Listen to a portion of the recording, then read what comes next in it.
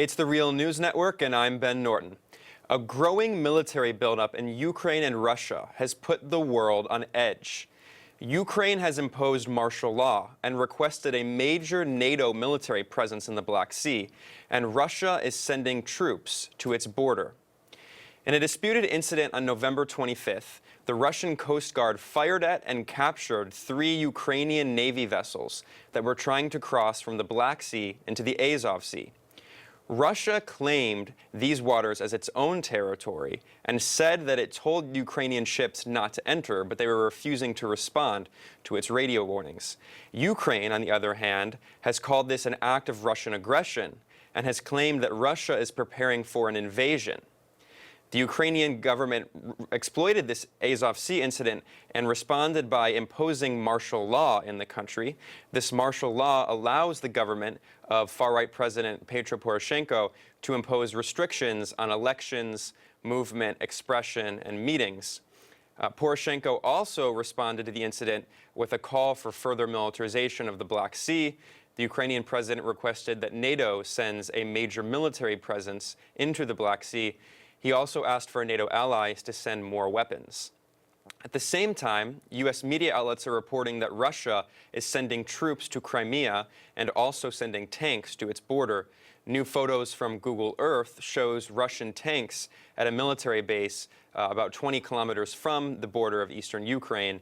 And the Israeli satellite company Imageset International sent exclusive photos to Fox News that allegedly show a buildup of Russian military forces in Crimea. So joining us to make sense of this military buildup in both Russia and Ukraine, we are joined by scholar Tarik Cyril Amar.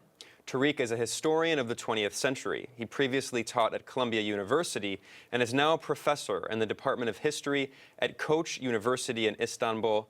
He is the author of the book, The Paradox of Ukrainian Lviv. Thanks for joining us, Tarik. Thank you very much for having me. There's a lot to respond to here, and I want you to help us unpack what's going on with the military buildup. But another important piece of context that I want to add is that the Ukrainian opposition is accusing the government of using this incident to delay the upcoming presidential elections. Petro Poroshenko has been really falling in a lot of the polls and is quite unpopular at the moment.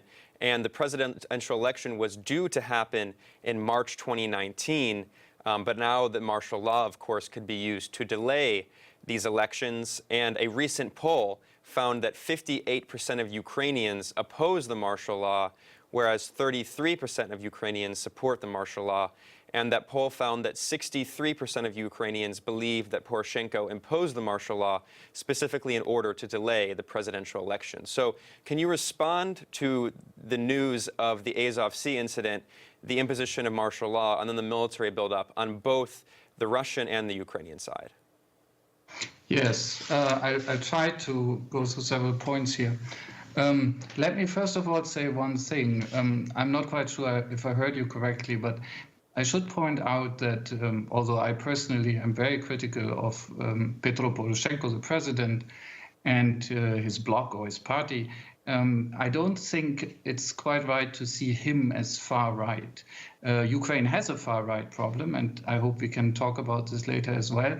Poroshenko's great problem is a bit different, namely that he is very much part of the old oligarchy that existed long before the Maidan revolution of 2013-2014, which was, of course, the second Maidan revolution, and that he is a great disappointment, I think, at reform outside Ukraine, but also to many Ukrainians.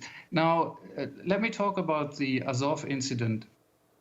As far as I understand, the incident is real enough. There are questions of international law involved. There's a question involved of course, the status of Crimea and of a treaty of 2003, which both sides interpret differently.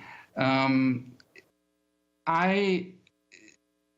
you probably know, many politicians who have called on Ukraine for restraint, for instance, Angela Merkel, the Chancellor of Germany, have nevertheless put the blame for the incident as such squarely on the Russian Federation or on Putin. The Russian Federation, of course, sees this very differently. Now, what is odd about the conjunction of this incident and the declaration of martial law in Ukraine is the fact that Ukraine has already been through several years of de facto warfare with separatists and rebels who are backed by Russia in the east of the country, in parts of Donbass and Luhansk oblasts, regions in Ukraine. But although there have been much more severe battles and much more severe crises in this fighting, martial law has never been declared before. And that, of course, makes observers inside Ukraine, including the opposition, and as you have pointed out, many Ukrainian citizens, extremely skeptical as to why President Poroshenko is declaring it now. And the suspicion is that it does have something to do with the upcoming elections in 2019. In this respect, let me add one factor which is often, I think, overlooked. That is that the initial plans for martial law on the side of Poroshenko were much more severe than what he was finally, or in the end, able to actually get through parliament. He ran into considerable opposition and he had to make many concessions. But if we look at what he wanted to impose, it was even worse than what was actually imposed. And that, of course, in my view, is not good news. It's bad news in a way, because it speaks to his intentions, which were even more radical. Concerning martial law, one more thing should be pointed out. It is in force in 10 regions of Ukraine, not in all Ukrainian regions. That's one of the compromises that Poroshenko had to make. But nevertheless, if you analyze the text carefully, it does contain the possibility of postponing the elections, even though it is officially limited to 30 days. And it certainly provides Poroshenko with incentives to, if he wishes to do so, exploit the crisis and exploit tension with Russia in his own political favor, to basically help him win these elections or give him a second chance, because his ratings are actually very bad. Yeah, thank you for that important clarification. It's important to just point out, as you said, Poroshenko himself is not far-right. There's certainly far-right elements in the government, and I think that's an important correction. And on that note, can we talk about the domestic situation and why Poroshenko is unpopular? Specifically, in October, we saw that Poroshenko and his administration agreed to a $4 billion loan from the International Monetary Fund, the IMF. They've been going through some economic problems, and there are also widespread allegations of corruption. And then, so I'm wondering if you could speak about why Poroshenko has low approval ratings and the opposition is leading against him in the polls for the upcoming presidential election next year. And then also, you mentioned the legality of the incident. I believe that Ukraine is saying that the waters in which its vessels were taken are international waters, but Russia claims that those waters are its own territorial waters. So I'm wondering if you could respond to the conflict where Russia is claiming waters that I believe under international law are international waters.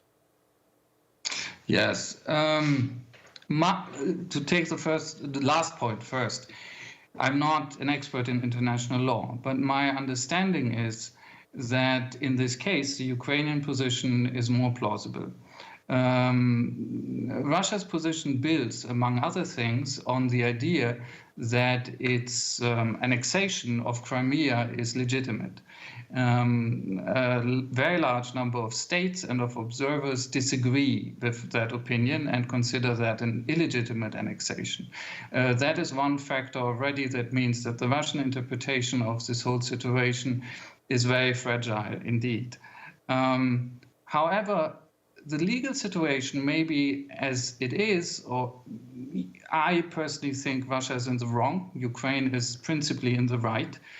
What we should not miss is that that fact doesn't exclude that parts of the Ukrainian government that is currently in power in Kiev might nevertheless, at the same time, also exploit the situation for their own purposes. I am aware that this is something that President Putin is also saying.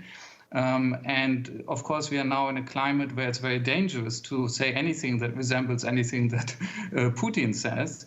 But I think in this respect, it's not an unrealistic idea that unfortunately this whole escalation and this set of tensions can also become a resource in Ukrainian domestic politics. Now, why is Poroshenko so unpopular? I think there are several reasons. One, of course, is great disappointment. Exactly, or basically the same thing happened to President Yushchenko, who came into power as a result of the first Maidan revolution, 2004-2005, and who also managed to rapidly squander the enormous enthusiasm that at least more than half of the population felt for him. Poroshenko has now suffered a very similar fate. He has not been able to convince many Ukrainians that he is fundamentally different from the old regime, as it were. Ukrainians and others suspect, and I think with some reason, that he also is not above corruption and that he is not above politics that are fundamentally not politics of good faith. There is, of course, also the economy, which has not until now worked out well for many Ukrainians.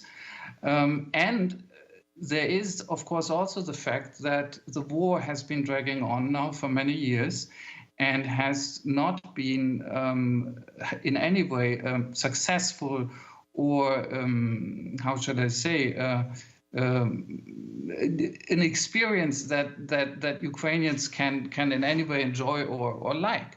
With all the patriotism that, of course, came up in 2014 and 2015, I think there's also a certain fatigue with this type of fighting. There's a fatigue not only with the casualties, but also with displacement and economic disruption.